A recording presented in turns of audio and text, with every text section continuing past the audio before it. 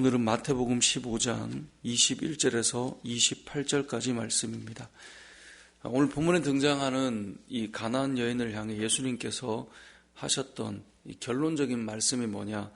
28절에 보니까 여자여 내 믿음이 크다 이것입니다.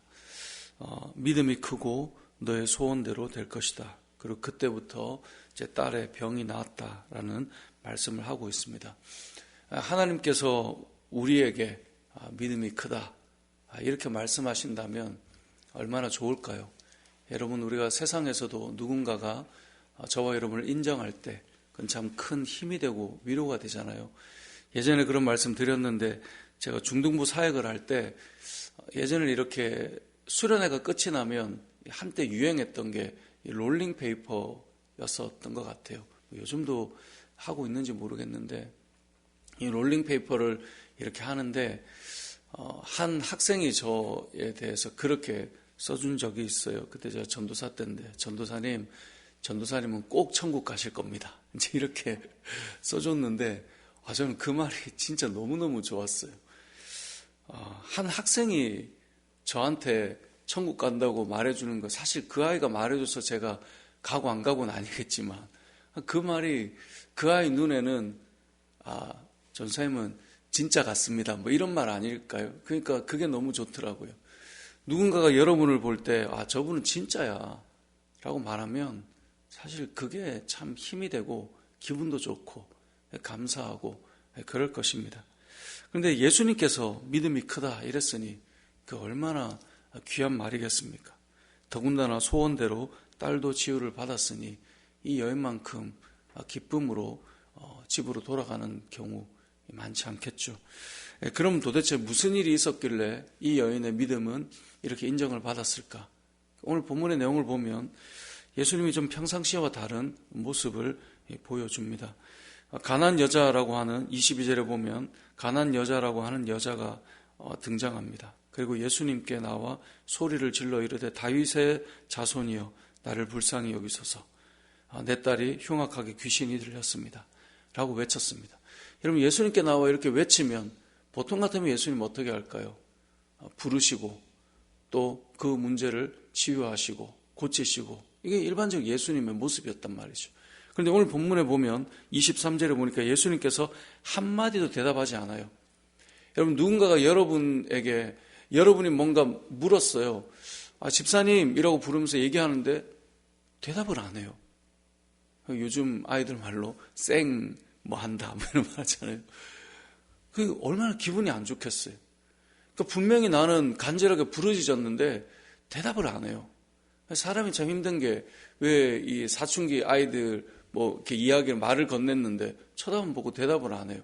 그러면 상당히 무시당하는 느낌 아닐까요? 그러니까 지금 여인이 말을 했는데 외치고 부르짖고 불쌍히 여겨달라고 했는데 대답하지 않아요. 그러니까 예수님이 대답하지 않으니까 어떻게 합니까? 제자들이 말해요. 예수님, 여자가 우리 뒤에서 계속 소리 지르고 있지 않습니까? 그러자 이제 예수님께서 대답하십니다. 24절에 보니까 나는 이스라엘 집에 잃어버린 양 외에는 다른 데로 보내심을 받지 않았다.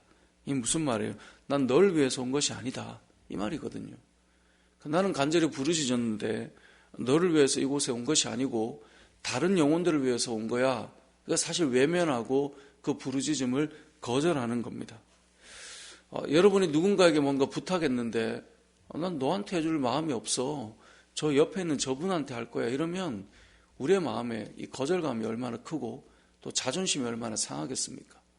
그런데 이 여인이 그럼에도 불구하고 어떻게 하는가? 25절에 보면 여자가 와서 예수께 절하며 이르되 주여 저를 도우소서. 너 위해서 온 거 아니다라고 말했음에도 불구하고 이 여인은 오히려 예수님 앞에 납작 엎드려 절을 하며 그래도 저를 도와주십시오 라고 말하고 있어요. 평상시에 예수님 같으면 그 정도 되면 받아주실 만한데 예수님께서 더 덧붙여서 말씀하시는 게 뭐냐? 26절에 보니까 자녀의 떡을 취하여 개들에게 던짐이 마땅하지 않다. 이 말은 뭡니까? 너는 개와 같다. 이 말과 같은 거거든요. 이건 돌려서 말하는 것 같지만 우리가 이런 말을 들으면 이거 완전히 너무나 불편한 말이에요.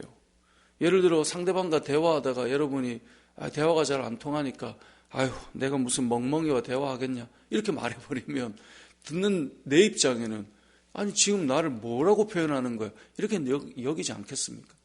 오늘 본문을 예수님께서 표현한 것을 보면 자녀의 떡을 취하여서 개들에게 던지는 것이 마땅하지 않다. 너희는 이들과 같은 개와 같은 존재다. 지금 이 말을 하고 있는 거예요. 이 정도 자존심 상하면 진작 예수님 앞에서 떠났을 거예요. 그런데 이 여인은 뭐라고 말합니까? 주님, 옳습니다. 그런데 개들도 주인의 상에서 떨어지는 부스러기를 먹지 않습니까? 부스러기라도 달라는 겁니다. 이 말에는 그렇게 표현한 자신을 향해 그렇게 표현한 것에 대해서 받아들임과 동시에 부스러기라도 부어지면 그것이 기적과 역사로 나타날 수 있다라고 하는 믿음의 고백이 이 안에 담겨 있는 겁니다. 제가 예전에 멘토했던 목사님이 늘 그런 말씀 많이 하셨어요. 부스러기 은혜라도 우리에게 필요하다. 저는 그 표현들을 이분이 이 말씀을 통해 할 때마다 그런 생각을 많이 해봤는데요. 정말 우리에게는 부스러기와 같은 은혜라도 부어지면 그게 역사로 나타나요. 근데 대부분 우리의 마음이 강팍해서 뭔가 거창한 이야기들을 늘 하지만 정말 부스러기와 같은 거라도 우리에게는 필요한, 우리는 그만큼 연약한 존재인 거죠.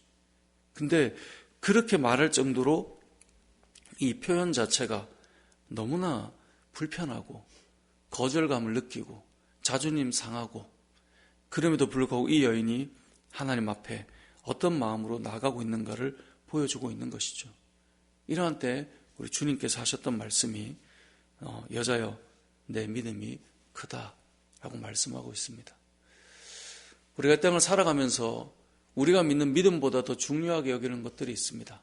예를 들면 우리의 자존심, 예를 들면 제가 목사인 내 자존심에 스크래치가 나다니 그러면 목회하면서 그것 가지고 뭔가 제가 계속 걸려서 불편함으로 부딪히거나 이렇게 되지 않겠습니까? 내가 그래도 교회에서 이만큼인데 나한테 이렇게 되다니 어떤 나의 자존심이나 그것으로 인한 거절감이나 이런 것들이 찾아온다면 그때 우리는 어떤 마음으로 살아가야 하는가? 그것이 결국은 우리의 믿음과 연결되어 있습니다. 신앙생활을 하다 보면 강성우라고 하는 이름이 여러 모양으로 마음 상하는 일들이 저 스스로에게 나타날 수 있는 게 정상 아닐까요? 성경에 나오잖아요. 예수님을 믿고 따라갈 때 오는 고난이나 불편함들. 여러분들이 여러분의 이름으로 세상을 살아가는데 그 이름에 불편한 이야기들이나 거절감이 찾아올 수 있겠죠. 그러한 때 오늘 본문은 뭐라고 말하느냐? 믿음이 크다라고 했던 이 여인, 무엇 때문에 주님으로부터 그런 말씀을 들을 수 있었으며 그의 소원이 이루어지며 그때로부터 그의 딸이 낳는 기적과 은혜를 경험할 수 있었는가? 그것을 우리가 볼 수 있어야 하는 것입니다. 생각해 보십시오. 예수님께서는 부르짖는데 대답을 안 해줘요. 그냥 우리가 사람의 관계를 해봅시다. 대답도 안 해요. 말했는데 널 위한 게 아니야. 거절해요. 그리고 심지어 표현하는데 너는 이것과 같아 라고까지 말해요. 그럼에도 나에게는 은혜가 필요하다라고 하는 그런 믿음의 고백으로 살아간다는 것, 그건 정말 흔히 우리 아이들 말로 찐 믿음 아닐까요?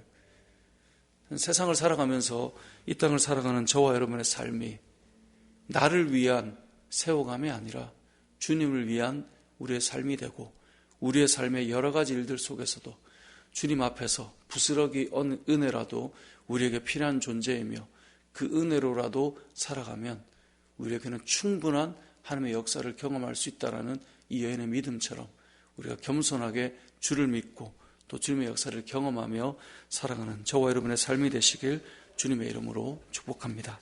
아멘.